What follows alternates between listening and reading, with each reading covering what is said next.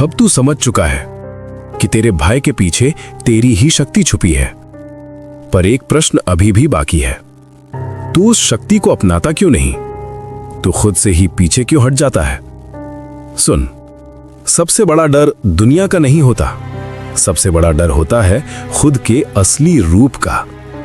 तू डरता है कि अगर तू बदल गया तो, अगर तू सच में शक्तिशाली बन गया तो, अगर तू वो बन गया जो बनने की क्षमता तेरे भीतर है तो, क्योंकि उसके बाद तू पुरानी जिंदगी में वापस नहीं जा पाएगा।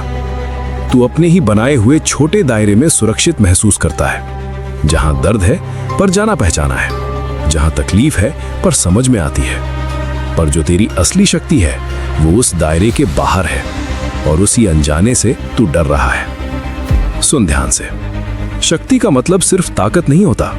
शक्ति का मतलब जिम्मेदारी भी होता है। जब तू अपनी असली शक्ति को पहचान लेगा तो तुझे अपने फैसलों की जिम्मेदारी लेनी होगी। तुझे खुद के लिए खड़ा होना होगा।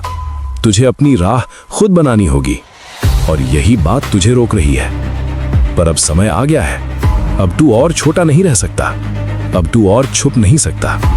तू जितना खुद को रोकेगा उतना ही भीतर से बेचैन होगा, क्योंकि तेरी आत्मा जानती है कि तू इससे कहीं ज्यादा बड़ा है। अब एक बात गांठ बांध ले, तू उस जीवन के लायक है जिससे तू डरता है। तू उस ऊंचाई के लायक है जिसे देखकर तू घबरा जाता है। तू उस शक्ति के लायक है जिसे तू अभी तक स्वीकार नहीं कर पाया। तो अब क्या करना है?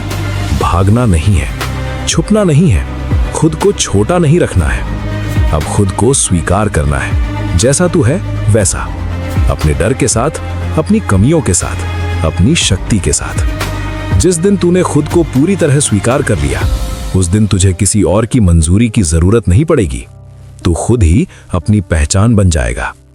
याद रख, तू मेरा अंश है, और मेरा अंश कभी अपनी शक्ति से भागता नहीं। वो उसे अपनाता है और उसी से अपनी दुनिया बदल देता है। अब उठ और खुद से भागना बंद कर।